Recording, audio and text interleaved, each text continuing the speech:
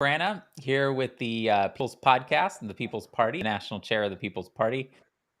And I'm joined here by some hosts and some guests. We're going to do a People's Podcast. We're thinking of doing it like every other week now. And so today we've got Buzzy, Sabria, and Kelly. Buzzy, you want to say a little bit about yourself, and then we can go to Sabria and then Kelly? Yeah, Buzzy, a dad, husband, bartender in the southern coast of Maine. Been involved in the People's Party because we understand corporate interests are not our interests in people over profit. And excited to be here with Nick, Kelly, and Sabria for the first podcast. Thank you, Nick. Sabria, you want to introduce yourself? Yeah, I'm Sabria Ballot, and I'm from the People's Party of Texas, and I have been with the party for over a year, and I'm really excited to get this podcast started. Hi, I'm Kelly. I'm currently editor and co-producer of Assange Countdown to Freedom with Randy Credico.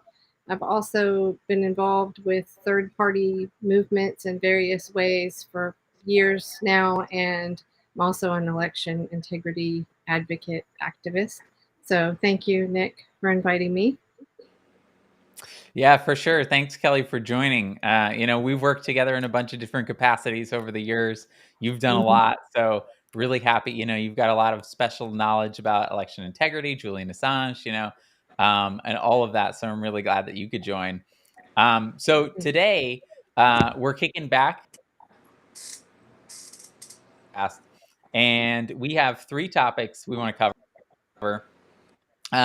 We've got a petition that we put out for a U.S.-Russia mutual prisoner release to free Julian Assange and Brittney Griner. We've also got, we're going to give our thoughts on Andrew Yang's centrist billionaire courting forward party. And also we've got our ballot access lawsuit against the DeSantis administration in Florida. And, we're working basically to get the People's Podcast up. Like I said, we want to do it regularly every couple weeks, have an outro, possibly clip it later when we upload it to YouTube, put it on Rockfin, Rumble, do all of that once we're able to process it. So, but anyways, to get to the first thing that we wanted to talk about, it was this idea that we had. And so, Julian Assange has spent about a decade imprisoned in one form or another for the crime of basically exposing U.S. war crimes. He released everybody's seen, I think, probably the collateral murder video. That was a WikiLeaks release from Chelsea Manning of material that showed that U.S. Forces in Iraq killing essentially, including, I think it was a Reuters reporter, and of course many civilians, and that wasn't something that was even a rare occasion. And so that's why Julian Assange has been pursued by the U.S. empire for a decade. First 7 years trapped in the Ecuadorian embassy, and then 3 years in the maximum security prison in Belmarsh in the UK. And so there's this unique opportunity that I think has presented itself to potentially free Assange before he's extradited to the United States, and his extradition has been approved. It's gone through essentially all the final steps, and there's one more appeal, but it's mostly seems to be symbolic because the UK's highest court has already ruled in favor of his extradition. And so, I'm personally very concerned about what's going to happen when he gets when the U.S. gets their hands on him. And so that's why, I'm personally, I think that the U.S. doesn't even trial with him, and I'm very concerned that he could die in U.S. custody before there even was a trial. We know Hillary Clinton just wanted to, said, can we just drone the guy? So, anyways, there's this unique opportunity that's kind of presented itself, we thought, to free Julian and to save him. What might be one of our last best chances to do that, and that is that Russia has detained an American Women's National Basketball Association WNBA star, Brittney Griner, and is holding her and on charges of possessing hash oil, marijuana oil, which shouldn't be a crime anywhere in any country. But anyways, they're looking to charge her for a decade and put her in a decade in a penal colony for that. And so there's a potential prisoner exchange between her, Paul Wieland, another American that's being held in Russia, for Julian Assange. And Russia's also looking for this arms dealer, Victor Bout. And so it's an opportunity to finally potentially free Julian. That's what we thought. But what do you all think, like, of that idea?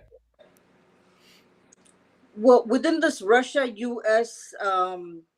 Prisoner exchange, we also have the third angle, which is Mexico. And Right. AMLO, the president of Mexico, has repeatedly said and written to President Biden about Mexico wanting to welcome Assange, and that's an interesting twist that that I think that maybe we need to explore more. And since this is the leader of the country himself wanting Assange in Mexico, that is that's hope. I think instead of us having to ask the Russian government, us having to ask certain governments for a prisoner exchange, this is a government that is offering to take him. Yeah, you're right. Lopez Obrador even said that the U.S. should tear down the Statue of Liberty if they sentenced Assange. I thought that was very well put. Well, I mean, I think, Nick, we talked about it a little bit, and my concern initially was just that it sort of, by bringing Putin into it because of the whole Russiagate stuff that has mostly been disproven, that could kind of feed that more. So I think it would be really powerful if, if Putin stood up with AMLO and said, we support what AMLO said, and then as you said, it would make the U.S. look like they're the only ones not freeing, not for human rights, not for freeing Assange. But I just feel like it's just the Russia connection there. But it is interesting though that I forget who the spokesperson was you pointed out to me, somehow I missed that the spokesperson for Putin had said something in defense of Assange at the time he was pulled out of the embassy. So I had missed that somehow, but I just don't want to perpetuate the Russiagate narrative. But I think, you're right. At this point, it's like his life is on the line. We know doctors recently have said his health is deteriorating rapidly. He had the mini stroke, I think it was October and November, and it's getting worse. And I think everyone is pretty much in agreement that once he's extradited, the hope goes down a lot. I mean, of course, we're going to keep fighting, but we hope that he's freed before that. And my feeling is kind of that they're just holding on as long as they can, hoping that something will happen to him. And because there's so much public, there's more than ever people speaking out in defense of Assange, and they have to know that we're going to be in the streets in DC everywhere. It's grown so much, and that's going to be a mess for everyone here if he is extradited, I think. So they must be considering that also. Right. It also has the chilling effect is that we're playing footsie with World War III with other countries, that the person who someone went to trust their secrets to expose is no longer there and being persecuted. So they're making sure that nobody has a Julian Assange. Who's the Julian Assange out there right now that anyone could go to? Because it's fearful of what they've done. And all the while you have the Times, the Post, the Guardian. They win Pulitzer Prize for the reporting that the things that he put out there or had the courage to put out there. And now they're persecuting me. It's farcical. The logic is lost, and people see it. And right now, we're so dangerous with war. We need true journalists out there who can give us the truth, because we don't know what the truth is going on in Ukraine. We have, corporate interest truth, and we have truth that if you're a Putin puppet or whatever, there are two ways. But we need more Assange, and we need to make sure he's out first. And so his voice. He's so brilliant. Let him I don't want to compare him to Mandela, but him getting out and speaking is going to have a chilling effect on and the globe's going to realize. And I think, and Putin is one thing that gentleman's doing. He's playing the game by the American rules in a way. He's kind of like, oh, you did this, so I'm going to do it this way. And he's screwing around. So I could see, Sabria, it's the first I heard about the Mexican president, who's an amazing human being. And that'll be amazing if I'd go to Mexico to visit and pay homage. But yeah. Right. I think that, with Julian, I think if Julian was free now, I think, until you've lived through something like the kind of torture that he's undergoing right now in solitary confinement, you don't know what kind of mental state, you're going to be in, even after that, even if you're released. But I still think that part of the reason that they pursue Julian so viciously is because they do want to make an example out of him. They don't want any kind of organization like WikiLeaks, to be able to exist. Any kind of like a media organization that's outside of their control, and that's actually reporting on what they're actually doing, their crimes, as opposed to propagandizing them or selling them to us like the mainstream, corporate media does. But I also think that if he was free, he would be one of the closest things that we have to a global movement leader against the kind of neoliberal, capitalist, imperial orthodoxy, the global, and that's really threatening, I think, to the establishment, to have someone who, is not just respected for what he's done, for what they've done in one country, but around the world. And he's so, we've all seen him speak. He's so lucid. He's so clear in his analysis about, how empire works, about how the United States works, about how, the international kind of global war framework, how NATO fits in, how the mainstream media fits in. His analysis is so clear and is so lucid. Like, one of the things I'm most proud about at the People's Party is that when we started Draft Bernie in 2017, February 2017, a few months after that, Julian wrote a op-ed, basically, where he said that in the United States, the left of the Democratic Party should break off and form its own party. And he wrote that just I remember a few that. months after we started. And so, like, that, the fact that he, that he agreed with kind of that approach, that it's like in the United States, the two corporate parties are too far gone. We got to form a new party. And it's particularly important in the heart of like Mordor, the heart of imperialism, is something, I've always been very proud of. Well, I think we have to be realistic, though. Like you said, Nick, I mean, he's been locked up for a long time, that he may not be ready to even speak much if and when he is released. But I want to hand it to the Gray Zone News right now. I'm sure you guys all watch or listen to that. They have really done a great job of not exactly like WikiLeaks, but they do have people send them documents. And I don't know if anyone caught the recent stuff with, I think it was Paul Mason News, and Yes. there were some leaked emails, and they've taken notice that they're like, here's this movement of anti-imperialism on the left. Like, we need to shut this down, was their attitude. So they are really scared of that, because if they can't smear us, I mean, we all know, I think most of us probably all went through this. If we spoke up against the Democrats, it's like, oh, you're a Trump supporter. We had to deal with that all the time, right? And so to see that, no, there's actually this faction on the left that's strong, growing stronger. And I think we also we have a lot of common ground with libertarians too. So it's kind of like third party and independents have this strength, and we are anti-imperialist, and that scares the hell out of the establishment. So I totally agree. Well, I wanted to give a shout out to Richard Medhurst, who did a video, where he says that he had sources saying that that Russia has already denied the United States offer to trade Brittney Griner for Victor Boot, and for Paul Whelan to be as part of the trade as well.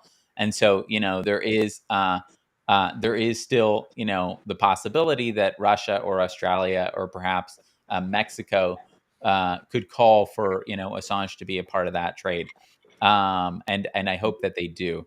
And also want to say that on October 8th, another shout out to Misty Winston, who I know is planning a action here at the Department of Justice on October 8th in DC, where I am. I'm going to be there. Other People's Party members were certainly going to be there. So kudos to Misty and everyone, at Action for Assange, everyone who's organizing that and has been organizing, this fight back to free Julian, that is so important, for global press freedoms and civil rights, and has been for a long time, and people who've been fighting that fight for so long. So, but also wanted to talk about today our impression of the newest party on the block, which is Andrew Yang's Forward Party. And so Andrew Yang's Forward Party announced last week that it's merging with two centrist organizations that have been around for a few years. And the Serve America movement, I forget the name of the other one. But Unite America is the I other think one? that's it. Yeah. I looked into them when they first, I don't know, came on the scene a couple of years ago, and I was kind of excited because I thought, oh, independent. I'm all for, even if I don't agree with their platform, I'm all for third parties. And I thought it was an independent kind of movement, but it really just seemed like the party for Tim Kaine, pretty much. So, that's my kind of feeling with the Forward Party also. But someone else made a good point about this. I have to give Brian Ramirez credit for this. He said, well, they could have a good function here, and that is fracturing the establishment in the Democratic and Republican Party. So, Well, I'm all for it. Sorry. If they have billionaires running with them, how are they any different from the establishment? And it's a big. I think it's very deceptive because we didn't know Andrew Yang really before 2020, before his campaign began in 2020, right? And at that time, I remember seeing videos of him where he was walking in Chinatown in New York City, and he was just going up to random people and saying, "Hey, how would you like $500 every month? We're thinking about a universal basic income," and he was interviewing people. That was his thing for the campaign. That was the main point in his campaign, and that's a really that's a populist kind of agenda. And for Andrew Yang to go from that to hobnobbing with billionaires, right, that's deceptive. Right. It just seems like a gimmick. Him out on that. Like, hey, yes. Hey, what happened to your populist agenda of UBI? It's a gimmick, and you know what? I was done as soon as I heard he says Assange should stand trial. I'm finished. Like, and the anti-Palestinian talks. Mm-hmm. But we should embrace. We should embrace this, Kelly. You said it. Like we don't have to agree with the ideas, but they're going to separate the Democratic Party. You're going to have the Tim Kaine Party or the Hillary Clinton or Michelle Obama, Oprah. It just start going crazy. Just like that's what the DNC stage look like. The billionaires will be buying in. So the more parties, the better. Get out. Let's go. Rank choice. Get them out there. Bring them, and especially a Forward Party. They're going to be. How they're going to frame that on MSNBC? How are they going to or whatever? How are they going to frame this? They're going to they will just lean keep forward. going. Don't you remember that? Yeah. Oh yeah. No, but lean forward. They've been attacking them. Well, Yeah. actually, right after they announced, they had all this mainstream media coverage. They had these favorable segments on CNN, and those of us who've been doing the work to build a third party for years were like, yeah, you're going to announce the third party, and 24 hours later, CNN is doing these great segments about you. Give me a break, Yeah. I'm all for more parties too, Buzzy, totally agree with that. Yeah. But I think that this needs to be recognized for what it is. Jimmy Dore had me on last week, and we kind of responded to it too and gave our impressions of it. Yang is trying to recruit billionaires to run for president in the party. He it's not opposed to taking corporate and billionaire money. It has no platform. It's even abandoned UBI. UBI isn't even, that was supposed to be Yang's signature issue. So, I'm all for more parties, but the parties have to stand for something. They have to oppose the establishment, and this one doesn't. This is just another, it's kind of like a remake of an establishment party. In fact, like what I said when I spoke with Jimmy about it is that we've actually been predicting this for years at the People's Party. Yeah, we've got For an some echo. reason, my mic is echoing. Gosh, I'll try to fix this. Well, you've Is got. that better? And now I'm echoing. Frustrating. Well, I don't know why it started all of a sudden. Yeah, I want to be clear too that I do think it's just another corporate buyout. It's not anything of a threat because they are not a real challenge, like you said, Nick. They're not a real challenge. They're just a little. They're a little Dem light, they're Dem light or Dem soft or whatever kind of. But that's them. So the Democratic Party, they could use a couple dings. They could have a couple right-wing naders hit them and pull or however you would frame them. But do I think they have a platform? No. Do I think they're a viable threat? No. Do I think they, just like in, was it 20, whenever Andrew Yang was running, you'd go and there'd be 30 people in the room. 25 would be with Bernie, 2 would be with Yang, and the other 2 would be just the drivers of the other 2 candidates. It was the same thing because Yang speaks well and he had that populist message that he's totally abandoned. And I don't even, it's the more the merrier into the punch. Let's go, because they're gonna freak out when some billionaire can't get on the stage at some debate or who's running for the president. They'll Vanity Project it'll have to include. It's not going to include us. They're fighting for us. And you're right. They gave them the free publicity and they took it all back. Like like a fart in the wind. You were gone. And where's Andrew? He's forward. Well, good luck, Andrew. Anyways, well, I appreciate your points. I 100% appreciate all your points, and I agree. He's not the answer by any stretch, and I do not fear or sweat that challenge. Bring it. well, you're not echoing. Hopefully the echo stopped. Okay. I think. Well, you sound good right now, Kelly. Okay. I think the other reason I think it's a gimmick is it is much like that Unite America that I listened to, and there was a candidate that stood up in front of everyone and basically said, I know you're tired of the 2-party system.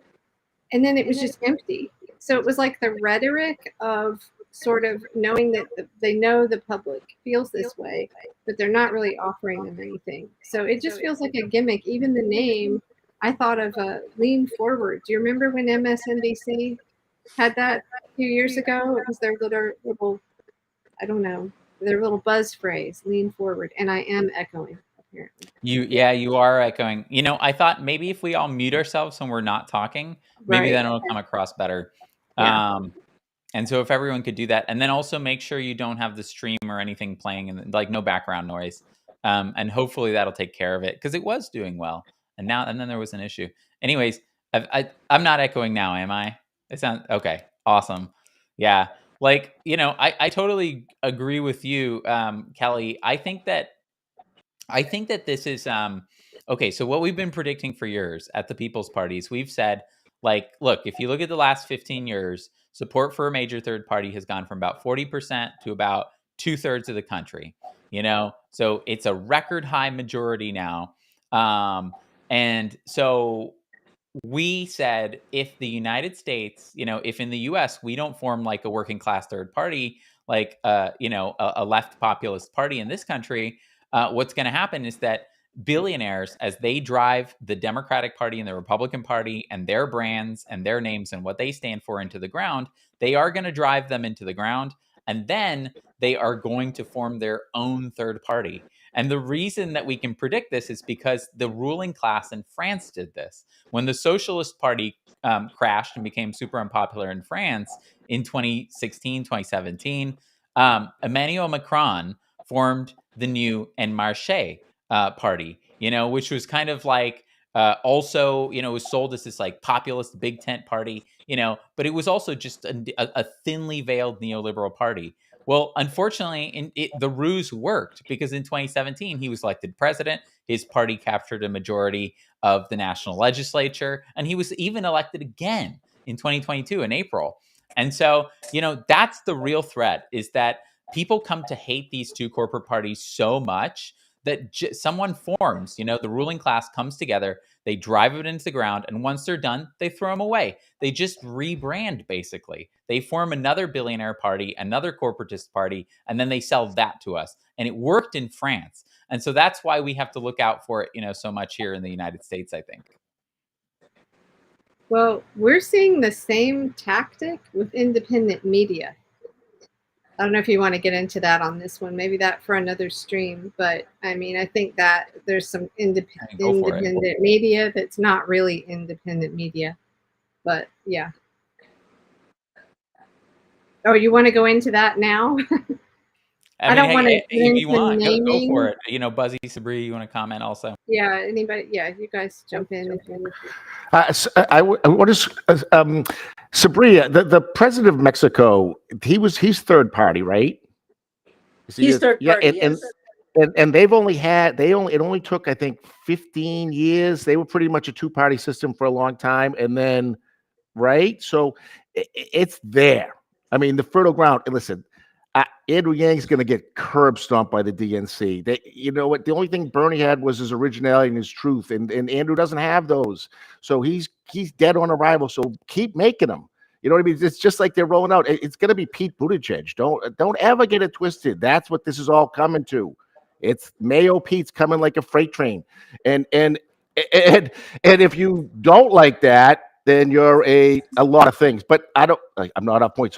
But I was saying, like, Sabria, your knowledge of the Mexican situation was what I was getting to, is that it was really quick that the third party came. This man stepped in, and now he is like a real statesman, an amazing statesman, and putting us on point.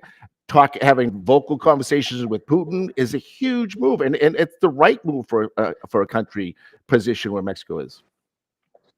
Going back to France, so just a couple of things. When Emmanuel Macron started running in 2015, where he started his campaign, we didn't really know who he was. He was just some random guy, and we thought, he's young, he's dynamic, and he wasn't socialist, but he's not populist, but he always said he's center right, but he had a good communication with all people of the society. So it was like, okay, it's a change.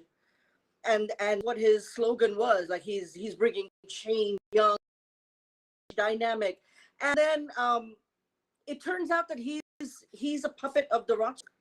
So this young, fresh dynamic, we found out later, wasn't really, So what happened in France is that his popularity or his power did not last for very long. So because people have woken up to this, the rebranding of the right, people are more knowledgeable about it now than they were maybe 10 or 15 years ago. So Emmanuel Macron has lost his majority in the parliament. So his party had the full majority. They were doing whatever they want, the globalist agenda, and then boom, the leftist parties got together, and now he does not have the majority anymore in parliament. So people are waking up to it, and there's no doubt more about the non-globalist agenda in the United States today, way more than we did even 5 years ago. That's a great point, Sabria, and it's not all like there is a resistance in France. Also, there's a resistance on the populist left, and it doesn't come. It just like in every country, like no country is actually reforming its like establishment parties. That doesn't happen. Like, get it out of your head. What happens is that in new parties, both in Latin America and Europe, are actually coming up that are left populist parties, and they are succeeding. It's happening all across Latin America. Like, I spoke with Medea Benjamin a few weeks ago about how Latin America is really like the hope of the world now, because so many of those governments have turned left populist. But even in France, there's an opposition party called France l'Insoumise, and it actually is a new left populist party, and it was founded by Jean-Luc Mélenchon, and it actually, it has to be said that, like, it's such a tragedy because you know, it came within 2 points of being in the runoff in 2017 against Emmanuel Macron's, fake third party against En Marche. And it came within 1 point of being in the runoff, in 2022. So it's made enormously more progress, despite the fact that it didn't win. It has representation in the National Assembly. Despite that fact, it still made enormously more progress than the people who tried to, reform France's Socialist Party, their version of the Democrats, for years. So there is still good news there, and and Mélenchon, for example, I mean, he even said that if he had won that election, he would have offered Julian Assange citizenship. So yeah. What's interesting now in France is that the Mélenchon, the leftists have more in common with a right wing party like Le Pen's party than they do with Macron. And we're starting to see a lot of that now. Like when people say, "Why is Glenn Greenwald always on Fox News?" Well, same kind of thing happening. Yeah, I think that's really a tightrope to walk. Nick and I've talked about this a bit too. That when you talk about alliances with some on the kind of lean right or libertarians, and it's on things like being anti-war, it's a little different than aligning with real right wing. So I think anytime we try to do that, the establishment is going to attack and say you're being a right winger, right? But I think it's important to stick to, our principles and say no, we're not right wing, and I'm not right wing just because I can see eye to eye with libertarians on X, Y, and Z, or Greens or whoever. So I think we just have to be prepared for that, because I think that is the biggest threat. Because if you take the numbers of people that are now identifying as for neither party, plus add in the 80 million people that didn't vote in this country in 2020, that's a lot of people. And I think the establishment, they know this on some level. They have to know this, and that's very powerful. And they don't want us to join forces like that, because that would overtake the system. I think what I would differentiate here is that when we talk about right wing, it's not the right wing as in fascism. It's in the case of France, it's the groups that do not want to align with the European Union anymore. They don't have a globalist agenda. They want to fix their country, and they want to take care of their economy, and that's what they're talking about. And that's where I'm saying that the left and right in France has the same vision. Of course, the left doesn't have the anti-immigration agenda. You can't be aligned in on every aspect, but they are not in the two side parties are not at all. They don't have anything in common with the party with still the majority right now, which is something that's very interesting, because the common thread is non-interventionist. If we could have a non-interventionist party agenda in the United States, think how great that would be. And it's particularly important in the United States because obviously this country is the global hegemon. I mean, this country is the one that, ever since World War, the United Kingdom, of being the global imperialist state, we rebuilt colonialism in a different way. We created a financial form of colonialism through international institutions, through a United Nations that is toothless, through a Security Council, where the United States and, the four other, biggest powers have veto power, and so essentially they're free to pursue any conflict, they want. And the United States, which of course now, which in NATO for the last 30 years, after waging the Cold War, NATO, 30 years of NATO encircling, encroaching on Russia, and that being essentially the spark, as the Pope said, the impetus for what's happening in Ukraine, for the war in Ukraine, and billions of dollars flowing from the United States, just like a blank check, to Ukraine, which is all ending up on the black market now. It's amazing. While people in this country are dealing with the inflation, they're dealing with higher gas prices, they're dealing with higher food prices. It's criminal.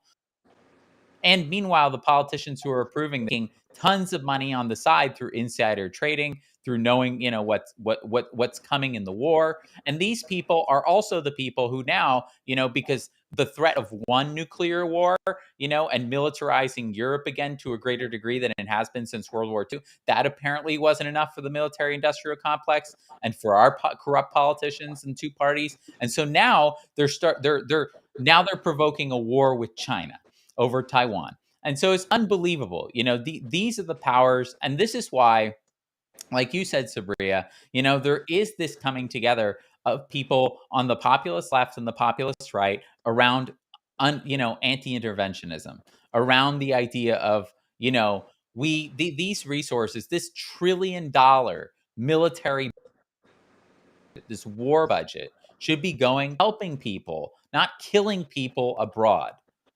So, but The go blank checks have for it, started for Sabria. Taiwan, by the way. Sorry? The blank checks are not going to. The blank checks have already started for Taiwan, by the way. Of course. And we can expect this squad to dutifully line up behind, everything, because apparently the Republicans are less less interventionist now than the Democrats, because the progressives go along with all this money. Heck, AOC tweeted against sanctions, for Russia, and then deleted that tweet and apparently shifted her position was for these sanctions, which are completely backfiring on us. Well, you said it. You don't change the Democratic Party. The Democratic Party is going to change you. So once you get into the machine, you're going to get ground up, and they're not making any bones.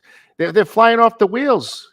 When you have the Secretary of State flying to a foreign country with the president of the same party saying, "I don't know about this," we're just swinging. It's all discombobulated. It's dementia. I should have said it's demented politics at the highest level, and we see that who's in control. Nothing but moneyed interest in the military-industrial complex and where they're getting paid. So until someone addresses it, it's just going to keep going. And the choices coming up, we have to keep fighting for Assange to get out. And I want to go back to one thing when you said earlier, I do agree when he gets back, the level of stuff he's been through, whatever he does decide with the rest of his life, I support wholeheartedly, and I hope he has the best. But if he does, and like you said, Nick, he's going to be a voice, and if he starts talking, he's going to be a big problem. And I think that's why Kelly and Randy and Nick and Sabria, we're all here, and everyone's following, is to say that doesn't happen to that man or that person. I think if we could get Stephen Kinzer's book in all schools, and that was what you read in high school, it will change everything. So I was telling you before we went on the air, go and listen to Randy Credico's most recent interview. It's with Stephen Kinzer, and we played a clip in it where there's a woman, it's Laura somebody, I can't remember her last name right now, but she's a general, and she's talking about how I think it's Venezuela, that it's just rich in resources. And as Kinzer said, she's basically talking about looting their resources. And that's what we've done around the globe. If you read Overthrow by Kinzer and any of the rest of his books, they're great. But I know I'm guilty of this. Back in 2016, when I voted for Obama, then I was a Bernie supporter. I did not pay attention to foreign policy. I'm embarrassed to say that now, but I didn't. And I think there are a lot of Americans that don't, because we're dealing with inflation and gas prices, and people are just trying to make it paycheck to paycheck. Most people can't be thinking about what's going on the other side of the globe. And, when Bernie kowtowed to the DNC, I switched to Jill Stein, and then I started really paying more attention to what we do around the world, and what takes up the majority of our money is the defense budget. I did know that, but I just was kind of like most Americans, we aren't taught this in school. So you really have to learn it on your own. And I think, we could change that. I know my daughter has to listen to me talk about all this all the time. She's 17, but I think we have to teach our kids and anybody else that will listen here, pay attention, give them a Stephen Kinzer book for Christmas or something. But Yeah, I think that is really the biggest threat, is an anti-imperial party, or coalition of third parties and independents that have that as a main message. And what you said, Kelly, is exactly why I think that, like I draw this distinction between progressives and populists, and we as the People's Party, we're populists, and one of the things that sets us apart is that, progressives believe that, you can be on the left, you can serve working people while kind of forgetting about this whole issue of the empire and war. But what you said is why it's actually so central. Like, when I spoke with Ralph Nader, like it was a few weeks ago, he said you have to take on, as a new party, you have to take on the war budget because that's where all the money's going. Also, that's why this country's social system, its political system, are so contorted. Because there's the Wall Street and this kind of global capitalist, class has this incentive to keep people so beaten down in this country with low wages, with inflation cutting into that, with, a rent that they can't afford, that so that they never even have the time to think about, what it is we're doing abroad. But it is what we're doing abroad. It is that empire that we're maintaining that is the reason that it is so important for this country to be kept this way. Because this country was essentially chosen, by the global elite to be the steward of global imperialist capitalism after the Second World. That's why you have to take that on directly. And I see that consensus, like you brought up earlier too, Kelly. Like I see that consensus, like emerging among libertarians, among the People's Party, among the populist left, the populist right, both in the United States and internationally, like you said, Sabria. And so this is a real point of unity, and that's something that I'm really happy for, because the idea that we have the right to impose this horrific crimes against humanity that Julian Assange and others exposed, not just in Iraq and Afghanistan, but so many different countries, dozens of countries that have been exposed by people like Gore Vidal and many others, that is one of the it is one of the greatest aspects of the profound and disgusting immorality we have now. But I do want to take us to talk about our third topic, because we could talk about this one for a long time, and I love that we ended up talking about, like, a populist left right alliance out of that forward party conversation. But I do want to make sure that everybody also hears something else that's going on in the People's Party, and that is, so guess what? you know, we got ballot access in Florida last fall. Okay, so then we thought, great, we're going to run candidate. We're going to be able to run candidates in Florida. We're going to be able to do that. And then what happened, of course, is that the DeSantis is blocking us from being able to run any candidates. There was a candidate, at least myself, who was thinking of running for county commissioner, but neither her nor anyone is able to run because there is this anti-third party, anti-new party law on the books in Florida, this esoteric law that is being enforced against us. And that is this 365-day affiliation rule. You have to be affiliated with a party or you have to be independent, to run as an independent or to run as third party, to run with any party in Florida. And so versions of this law have been struck down by the Supreme Courts of 2 different states and by the U.S. Supreme Court. This kind of, law has also been struck down as well. This kind of law that discriminates against new parties versus existing parties. Obviously, I think we would argue that the ballot access laws, which are extremely different for third parties versus major parties, is also discrimination against new parties in a way that the 2 corporate parties entrench their interests.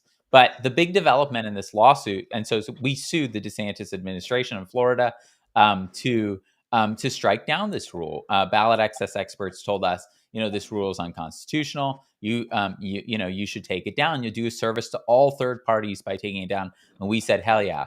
And so we sued them, and in the Middle District of Florida, and our lawsuit was rejected. We were essentially turned down, ruled against. So we're appealing now to the 11th Circuit Court of the United States, which covers Florida, Alabama, and Georgia. So the stakes are higher now. Now it's going to set about the kinds of laws passed to suppress independent parties, third parties, in those 3 states. And we don't know if it'll stop there, but that's just one example. You've seen what the Carolina was done against Matthew Ho, the board of the elections board there, rejecting him from the ballot as a Senate candidate, even though he had all the signatures. So there's what's happening, I think, in the big picture is that as people abandon these 2 corporate parties, because of their warmongering, because they're anti-worker, because of inflation, all these different reasons, because they serve Wall Street, that there is this massive welling desire in this country, 2 out of every 3 Americans now, for a major new party, for a third. And so now the Democrats and Republicans together are engaged in this all-out legal war and legislative war against third parties. And it didn't just start with this. It didn't just start, with the campaign against Matthew Ho either. Really, at the beginning of this Congress, H.R. 1, that had poison pills in it that were extremely anti-third party, and it was billed as a voter choice bill. Like it was supposed to expand voter rights, and so that's what's happening now. And I'm glad that we, as the People's Party, are able to participate in the legal fight against that attempt to suppress all third parties in this country. Yeah, I realized really just kind of recently with Matthew Ho's lawsuit, and also there's another smaller lawsuit going on with someone who founded Transparent Elections North Carolina. She's been an observer, and the Wake County, which is also Raleigh, where the state board is, board of the elections director has banned her from observing. It's just crazy. The lack of transparency is awful. But I realized something, and that was, I think, to go back to Bernie again, I think a lot of people they felt the burn all right. All these people that couldn't really afford it donated to his campaign. And I have really, since that experience, had this sense that what do they need our money for? Because we can do things like this. What does a candidate need our money for? But we need it, or candidates and parties need it, because we're going to have to fight through the courts when these things happen. And it costs money to file. It costs money to have attorneys. So I think that might help in, maybe in fundraising where people are burned out on it. But if they know exactly where it's going, and look, in order to fight this properly, we'll fight them where they are, we have to sue them. And, a lot of election integrity people have a lot of experience with suing, suing for election integrity rights and things like that. But you're right. The effort against third parties they will do anything they can to keep us down. They keep moving the goalposts. You have to have this many signatures. No, now you have to have this many, or what was done to Matthew Ho. So we have to expect that, and we have to fight. And we've got to have lawyers, maybe some that do pro bono and have funding for that. Yep, but it's the right pressure. We're putting the right pressure. It has to be continuous all the time. Just keep going, because they're not going to concede a thing. There's no way they'll fight. They'll join hands. They'll high five each other, and they'll step on people. And so we just got to be solidarity with the populist movement of working people, looking for people over profit, the best of the United States, to make the best, and then we can work on how we are better outside the world. Because Nick, you're 100% right. We walk around as if we're all that, and we're setting fires all over the world. And right now, the rest of the world is saying, was it BRICS? It's like half the world. Like when everyone's like the world's with us. Well, there's 8 billion people in the world. I think if you add up 6, they're on that side. So that's not the world. And it shouldn't be like that. We're all going to have to come together on this blue little marble and realize how to deal with what's going on, because we're just keep whistling past the climate change. I don't want to get off of that topic, but it's out there, and these parties don't care, and we do, and most people do. So many people do, and there's nowhere to go. If you're a climate, where you have to go to the People's Party, where else you going to go? You go to the Greens, you go somewhere, but you're not going to the Democratic Party because they don't care. And the Republican Party they'll mock you. You know what I mean? They'll mock you till you're in line. I think Kelly made some excellent points about how third parties also have to fundraise for legal fees. That's for sure. What I wanted to say was that we talk about freedom and democracy. Yet again, Nancy Pelosi, when she was in Taiwan, she gave a speech about how she's there for Taiwanese democracy. Where's the democracy at home? They won't even let third parties run. And we're going to Taiwan and Ukraine and all over the world for decades for democracy. I mean, if that doesn't show you what a sham it is, I don't know what will. Of course, it's a total joke. You know, it reminds me of Chomsky's quote that the U.S. and Russia care the most about human rights in each other's countries. You know? Yeah. And so there was a story I remember I saw that it's like something like $12 trillion in gold. We're found in Uganda, like a Yes. gold reserve recently. And Alan McLeod. We're going to go for human rights. Yeah, yeah, he had the best response. Exactly. I hope that's how you pronounce his name. But he said something like, expect to hear a lot about Ugandans human rights in the coming years. And I mean, Their need for democracy. Their need for democracy, now. right? Exactly. Well, Kelly. Oh, it looks like Kelly froze and kind of dropped off. That's too bad. I just want to say, is great, Nick. You did an amazing job hosting this. Kelly was great. Sabria was great. The cow thing, some people mentioning, was just happenstance. When Kelly was outside, then she got into the room she broadcast or came from. She had a cow. It just happenstance. And I want to thank everybody who's listened and taken time to rally. And we must come together. You know, we got to do this. No one else is going to do it. Absolutely. Couldn't agree more, Buzzy. So yeah, Buzzy, Sabria, thanks for being on the first episode. You know, Thank you. Kelly was fantastic too. And just everybody, please share the video. Sign up to volunteer with us at peoplesparty.org. I'm gonna be in Chicago this weekend. I'm gonna speak at the CPI conference, Center for Political Innovation, with Caleb Maupin. There's a whole list of great speakers. So anyone who's in the Chicago area, please come say hi. We'd love to see you. And besides that, catch you next time on the People's Podcast. Peace. Thanks all. Have a good night.